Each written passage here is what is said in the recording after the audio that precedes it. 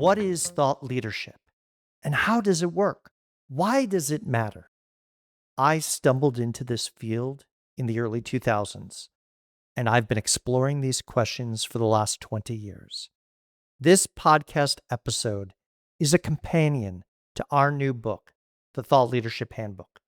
And in this series of episodes, we want to do something a little bit different. We speak with many of the exemplars who appear in the book, and we have conversations about thought leadership. In today's episode, I speak with Charlene Lee, who published her new book, Winning with AI, in spring of 2026. In this conversation, we talk about practicing thought leadership as an in-house expert. For her, at Forrester, where she wrote her first book, Groundswell, with Josh Bernoff. We discuss concepts such as co-authorship, and we explore why she continues to practice thought leadership and the impact she hopes to make. I'm Bill Sherman. You're listening to Leveraging Thought Leadership. Let's begin. Welcome to the show, Charlene. Thank you so much for having me. So, I want to ask you a question around you write a book that's titled Winning with AI, and you're in a space where there are a lot of books coming out with AI, but you've been looking at technology questions very differently your entire journey. What is it that makes Winning with AI stand out? Well, this book is different because it has a lot of frameworks in it, but it's also a book about how do you execute on it. And the difficulty is that this is a book being written when everything is changing all the time. And so we wanted to write a book. Our purpose was to write a book about how do you create value? How do you get started? And my co-author, Katja Welsh, has been a chief AI officer for 15 years. And so it was great combination of my thinking and writing around disruptive technologies and leadership and her practical approaches to things. And so that combination is it's a very, very different book than my other ones that were looking at new trends also in these disruptive technologies. But there wasn't so much pressure to say, okay, so what do you do with it? This time it's very different. Things are happening so quickly. We felt we needed to give an explanation to people to say, this is a doing book. This isn't just an explaining book. So, the book came out in March, if I remember right, which means your March manuscript 24th. was done somewhere in the fall, October, November. November 10th, 2025. I know the date very well. How do you deal with the topic that where the case studies and examples that were true in summer and fall of 2025 as you're finalizing the book, we're now summer of 26. How are you keeping it fresh? Well, we knew the book would get outdated. And not so much because the frameworks would be outdated, but there would be new case studies. And people were always asking, like, I need more case studies, I need more examples. And so our plan was always to update the book. Again, with whatever has changed in the technology front and also with brand new, fresh case studies. See, our goal is that when 20% of the book needed to change, that's when we would publish a new edition. So we're getting close to that already. But the frameworks and the thinking behind them still remain. I recently had talked to a professor who said, I'm still teaching some of the frameworks from your first book, Groundswell. The ladder of engagement was something he goes, It's still really relevant." And that book was published 18 years ago, but the framework and the think again, 20 years ago, the idea that you could have a two-way conversation with somebody was revolutionary. Now it's still really important to understand how that happens, and that framework still has lasted the test of time. So let's stay on Groundswell for a moment. You and Josh Vernoff, who both of us know very well and who has been passionate about books probably more than most anyone else I know in the business book space, right? How did you and Josh come together to write Groundswell? You were at Forrester at the time. Did they lean in? Were they encouraging it? How did the book come to be? Oh, we had worked together for 8 years already, and so I knew Josh. I knew that he always wanted to write a book. And I literally had a book in my belly.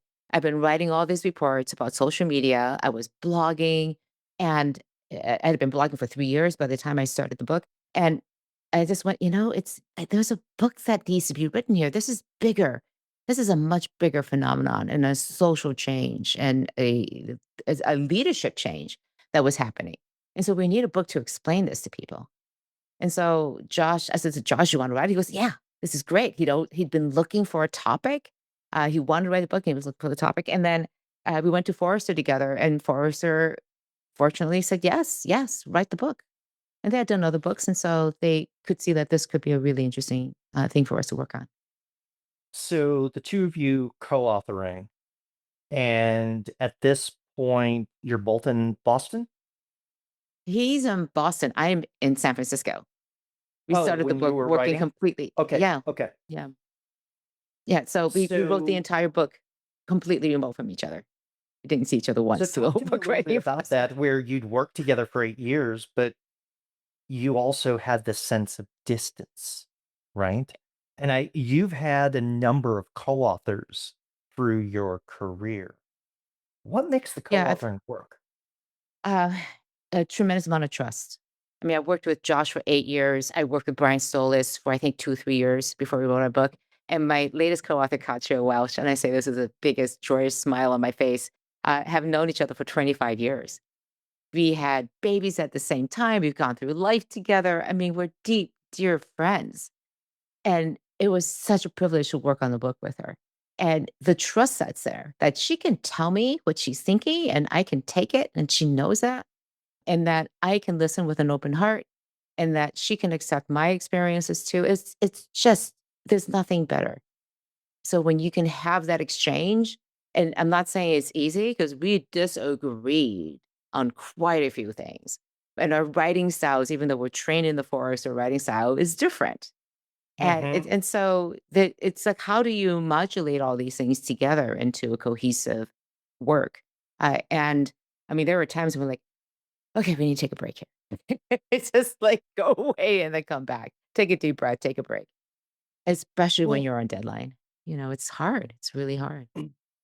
so if we go through the number of books that you have, as well as different co-authors, different writing styles, like you said, Josh was at Forrester as well, trained in the Forrester writing style, but you've had to adapt not only with different co-authors, but you've written inside of Forrester and been an advocate for ideas while still wearing the Forrester hat. You've written books while leading Altimeter and being the founder and CEO there. And now you've written books in other entities' relationships, and now you're continuing to advocate, right?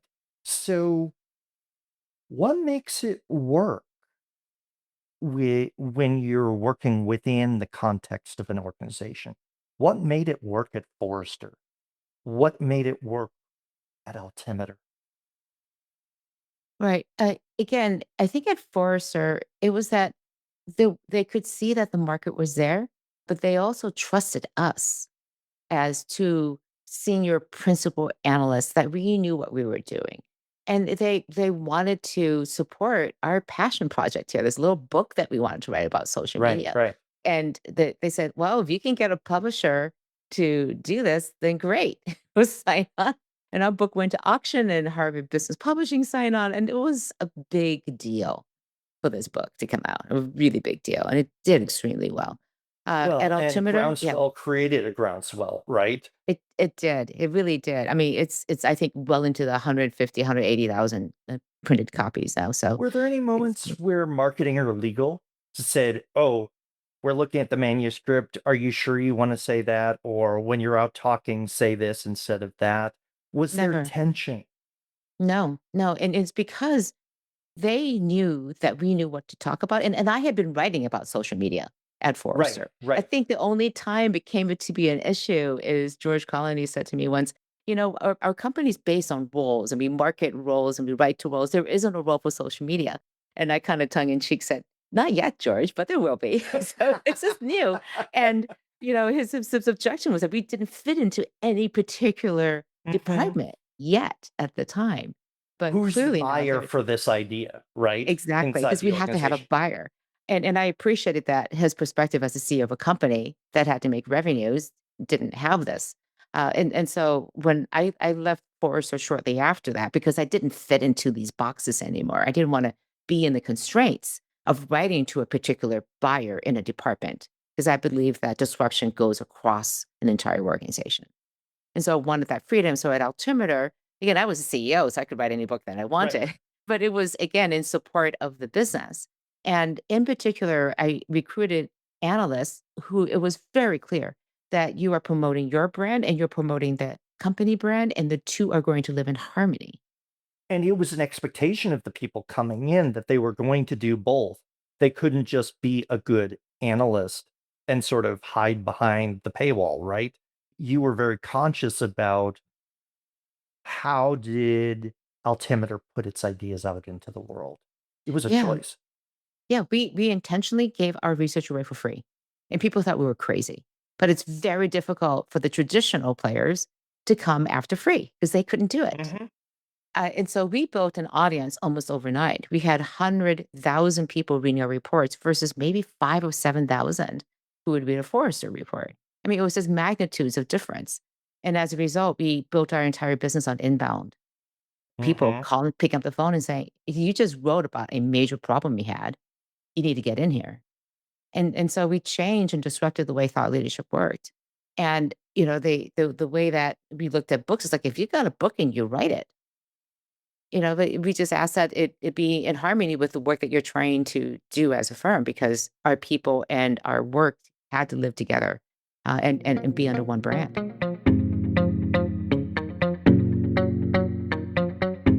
What happens when your idea is bigger than your current reach?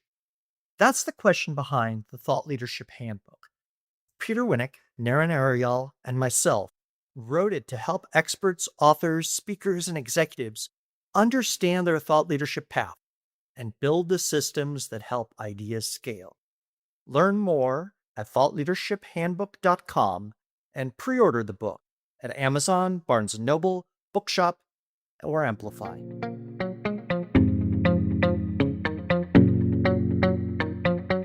Well, and many of the big consultancies for many years had a reputation of we have the smartest people, hire us, and we'll show you what's behind the curtain. What encouraged you to take that sort of step and go, nah, that's not the way I'm building? Yeah. Well, I said I could fight in this red ocean where there's just tons of blood and hire a sales Mm-hmm. force and go after this and get as much vendor money as I could. And I don't want to sell my soul that way. And I'm going to go to blue ocean over here where Mm-hmm. it's a Mm-hmm. completely different business model plan, sell only to people who actually needed the help. And they would call us because they could see, and we took a design thinking approach where we spent a third of our research cycle just on defining what the right question was. And so superficial question up here, everyone else is answering. We're going to go a couple layers deeper. Right, What's right. the underlying question? And that was the thing that distinguished our research was that we were hitting these topics and we could go again where the traditional analyst firms couldn't because they were segmented by existing roles. We were Right. talking about new disruptions that had no roles and it was just disrupting across the entire enterprise. So we were playing a completely different game. So if we look at the underpinnings, and I did a fair amount of looking at this in preparation for our book, The Thought Leadership Handbook, because thought leadership exists in a weird space where you can do a TED Talk, which is now then on YouTube and is virtually free as long as you have an internet connection. A book at $30 representing years of your best thinking, again, nominal cost. But if you look at a keynote rate or a day rate for consulting, those are much different numbers. And so the question I asked was, okay, what's the relationship in the economics?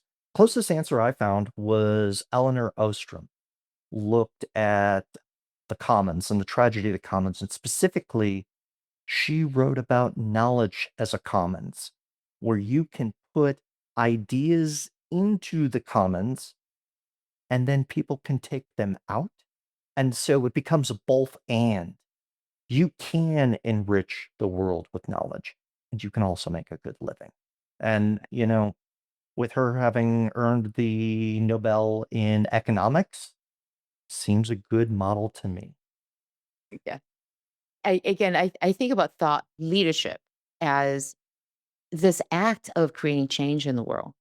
And Mhm. if you want your leadership, your thought leadership to actually grab people and really inspire them to create that change, then it really has to resonate with them. And I feel like the ideas need to be out there and free. And if it They comes have back to. to you, and then when it comes back to you, if you're helping people make that change, inevitably somebody will like, I need help making that change.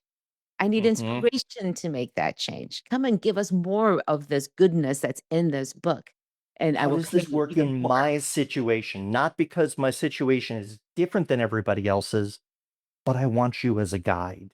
I want you there, or explain this to my people, or help us craft the strategy that we can execute. You want the deeper, richer conversations. The book is the overture to those conversations. The article is the interview. They're all opportunities. And I know you've done thought leadership in a number of different modalities from everywhere from the dinners to the talks to the books. Here's my question, Charlene. What keeps you going? And why do you practice thought leadership? And what sparks you? Yeah, in the end, I do this because of this incredible feeling of aha that people get. Hmm. I love the aha feeling that somebody goes from a point of confusion and inaction to a place of understanding. And then because they understand, they can take a decision and take action. And that is the most beautiful moment for me, that if I could help somebody get to that point of action, because my belief is that we need disruptors in this world to make the change happen that we want to see. We're not going to get there by incrementally changing things.